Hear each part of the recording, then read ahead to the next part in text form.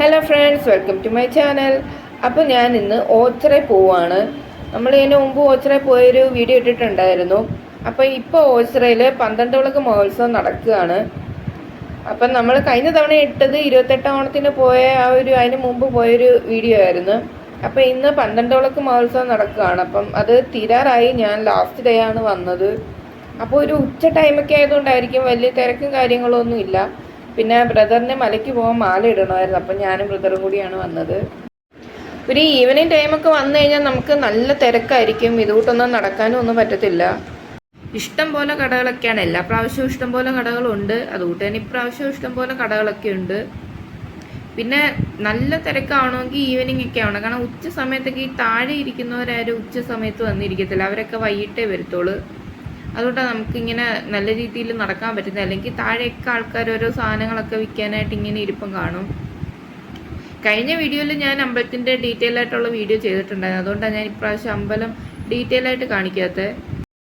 സത്യത്തിൽ ഞങ്ങളൊക്കെ ഇങ്ങനെ എല്ലാ വർഷവും വരാറുണ്ട്. ഞങ്ങളൊക്കെ ഓർമ്മ വെച്ച നാൾ മുതലേ എല്ലാ വർഷവും ഇങ്ങനെ മുടങ്ങാതെ വന്നിട്ടുണ്ട്. അതിനൊരു മാറ്റം ഇതുവരെ വന്നിട്ടില്ല.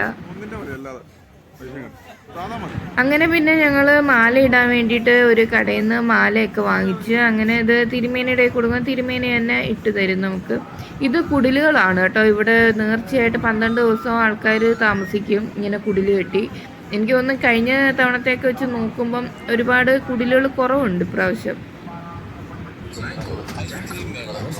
അങ്ങനെ പിന്നെ നമ്മൾ ഫെസ്റ്റ് നടക്കുന്നിടത്തോട്ട് വന്ന് വലിയ തിരക്കൊന്നും ഇല്ലായിരുന്നു. ഉച്ച സമയം ആയതുകൊണ്ട് വലിയ തിരക്കൊന്നും ഇല്ലായിരുന്നു.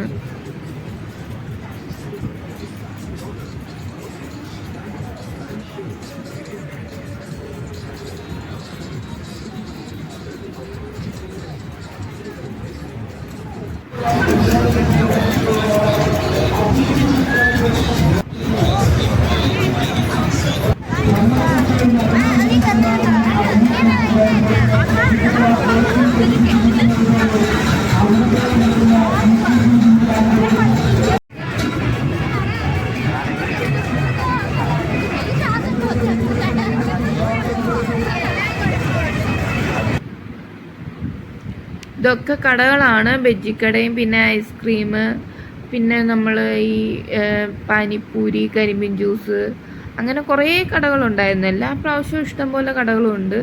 ഇപ്രാവശ്യം അതുകൊണ്ട് തന്നെ 2 സൈഡിലും ഇഷ്ടംപോലെ കടകളുണ്ടായിരുന്നു.